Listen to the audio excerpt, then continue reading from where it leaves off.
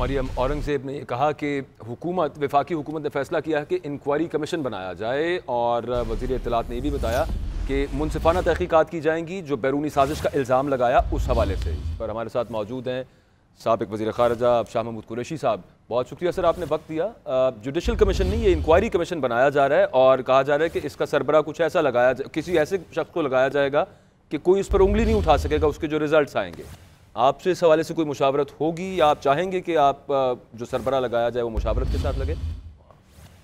हम इस फैसले को मुस्तरद करते हैं। हमें हुकूमती कमीशन मंजूर नहीं है और ना ही हमें उसके TORs मंजूर हैं, ना ही इस हुकूमत पर हमें इम्पोर्टेड हुकूमत पर मुसल्लत करदा हुकूमत पर एतमाद है। हम जुडिशल कमीशन चाहते हैं जो चीफ जस्टिस ऑफ पाकिस्तान आए और उसके TORs भी वो मुरतब करें और ओपन हेयरिंग में वो सारे मामलात की छानबीन करें।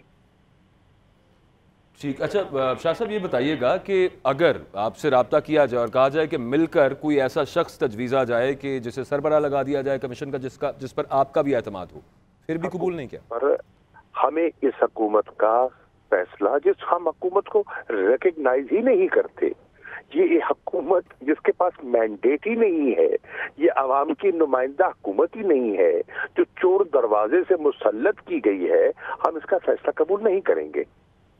अच्छा, कोर्ट में तो आप गए भी, इमरान खान साहब ने खत भी लिखा हुआ है चीफ जस्टिस साहब को, तो उस पर क्या पेश रफ्त है वैसे अब तक से? शाह साहब? हेलो जी शाह साहब, इमरान खान साहब ने जो जुडिशल कमीशन के हवाले से कह रखा है उस पर कुछ पेशरफ्त तो नहीं है अभी तक? देखिए, उस पर पेशरफ्त हम तवक्को करते हैं होनी चाहिए। हमने उनको मरासला भिजवाया भी है, वो यकीनन उनको मौसूल हो चुका होगा। हम फिर भी उन पर एतमाद करने का रिस्क ले सकते हैं।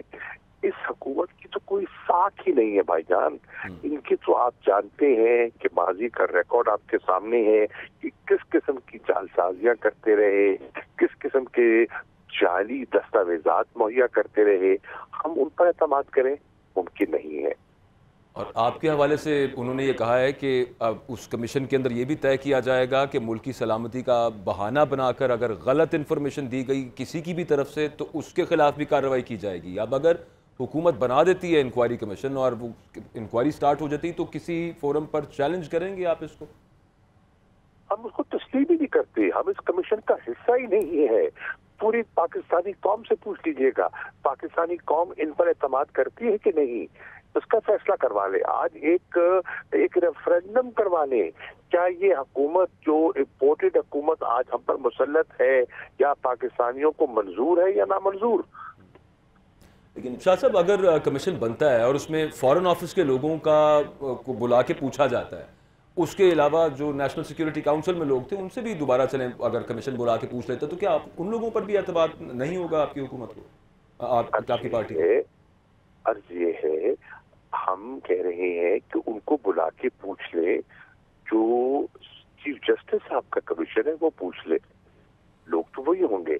हमें हुकूमत के इरादों का पूरा अंदाजा है।